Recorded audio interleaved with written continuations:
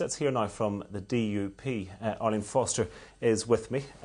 So, Arlene Foster, what was the mood like at your morning meeting today? Well, unfortunately, I wasn't able to be at our morning meeting this morning because I was with one of your colleagues, Stephen Nolan, so I wasn't there this morning. But undoubtedly, it was a disappointing day for us yesterday. I think I said that very clearly yesterday. What we've seen was a split unionism as a defeated unionism. For the first time, republicanism topped the poll.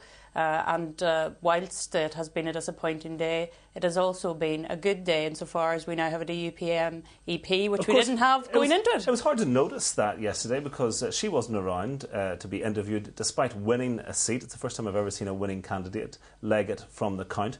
And the way the party reacted both before and after the election suggested you were humiliated and defeated. Well, I certainly didn't feel humiliated and defeated. I was there doing interviews, as you know, and I was doing interviews this morning as well. I can't see how you say that Diane wasn't about. She was very clearly there all day and was there until, well, she did do interviews and she did do her speech at the end and she's here today doing interviews. So I think it's a bit of a red herring to say that Diane ran away. She didn't run away. It was Jim Allister who ran away, and he ran away from devolution and the benefits of devolution for the people of Northern Ireland. And I want to very clearly say that the people of Northern Ireland are seeing the benefits of devolution, but clearly we're not communicating those benefits to them, and that's one of the issues that we have to face. Well, that is interesting that you're saying that now, because during the whole campaign there wasn't much selling of the benefits of devolution. You fought a campaign on topping the poll, on smashing Sinn Féin, on attacking Jim Allister's record. Surely there are serious mistakes there that you have to consider how this campaign was fought. Let's look at that. We said that a woman would top the poll. It would either be Diane Dodds or Barbara de Bruyn. Now, I think yesterday we seen the outworkings of that. So you want to take credit for predicting? The poll. No, but you didn't. You said that your candidate needed to top the poll, and many dispassionate observers said that it was madness to fight on that basis because even if Jim Allister's vote hadn't been what it was yesterday, that was still going to be a long shot. Well, I don't accept that it was going to be a long shot. What I said at the beginning of this interview is that divided unionism has defeated unionism, and we've seen that yesterday because Barbara de Bruyn topped the poll for the first time in history. Do I think that's good for Northern Ireland? No, I don't think that's good for Northern Ireland. I don't think it's good for unionism. It ebbs away at unionist confidence, and that's something that we will have to address in the coming months. I think that Diane was an excellent candidate. I think she'll be an excellent MEP. She is somebody that works very hard, and we've seen that when she was the West Belfast MLA here in the Assembly. And I've no doubt that she'll be working very hard when she goes over to Europe in the coming days. What about the handshake? It's the sort of thing that people notice, that people pick up on, refusing to shake the hand of fellow MEP Barbara de Bruyn. Well, you know, this party isn't into stunts. This party is into working for the good of Northern Ireland. And I think what you'll see now in the coming 5 years is Diane working with the other parties and indeed with anybody who has something good to deliver for Northern Ireland. That's where we're focused on, and that's where we'll be going in the coming 5 years. You made a great deal of the DUP renegotiating the Good Friday Agreement, getting those changes in the St Andrews Agreement.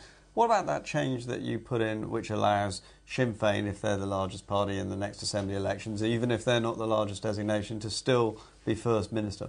Well, we made those changes because we felt very strongly that there was a need to be more accountable. There was a need for the Belfast Agreement to have those accountability mechanisms in.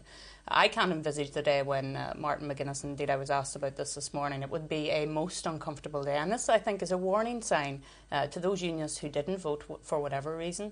I mean, we've seen some of the lowest turnouts, Mark, I think we've seen for some considerable time in places like East Antrim, Strangford, East Belfast, Lagan Valley, all unionist areas. So we need to be asking ourselves, I'm not shying away from that, definitely not, Jim. What I'm saying to you is we need to address those issues as to why those people didn't come out to vote. Now, other people came out to vote and they voted for Jim Allister. Why did they do that?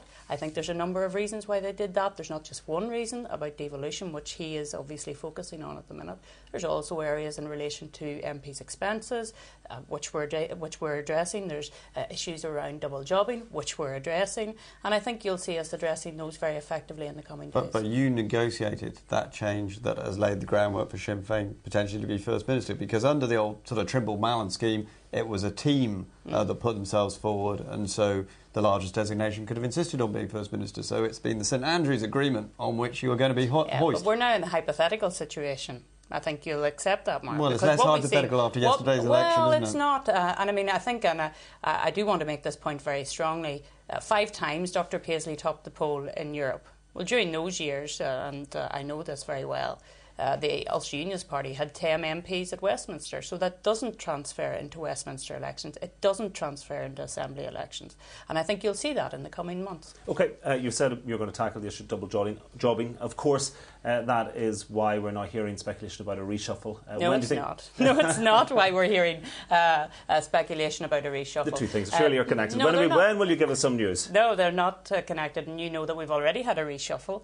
I was in DOE, I'm now in the Department of Enterprise, Trade and Investment. There will be a reshuffle in coming days, but that's part of a much wider scheme of what we'll be doing in the coming weeks and months ahead. And if you think a reshuffle is just all that we'll be doing in the weeks and months ahead, you'll be very much surprised. But you will be enabling the MPs to concentrate, those who want to stay MPs, to concentrate on their Westminster work, won't you? So it is connected to that extent. Not just Westminster work, but also party work, and connecting with the party internally and externally, dealing with constituents as well. So yes, MPs will be leaving the executive, and Peter announced that some time ago. And we're hearing that Nigel Dodds may well be one of them, that he might want to concentrate on Westminster. Well, that's a decision for Nigel and the party leader, and I'm sure you'll hear about that in the coming days. And what about this reconnecting with the grassroots? What leaf are you going to take out of Sinn Féin's book? Because that seemed to be what Peter Robinson was indicating last night. Well, I think you'll recall what he said was that somebody who blogs said that we were very good at governing and Sinn Féin was very good at keeping the party together, and what we need to do is keep our party together and have the confidence to move forward. There's no doubt that confidence has taken a hit in relation to Barbara de Bruyn topping the poll, a Republican, for the very first time. So we need to go out, reconnect with those people, talk to them, see what their issues are, and then move ahead. And what ministry do you fancy? I'm quite happy in the ministry that I'm in at present. OK. Well, we'll keep a close eye on it, of course. Arlene Foster, many thanks indeed.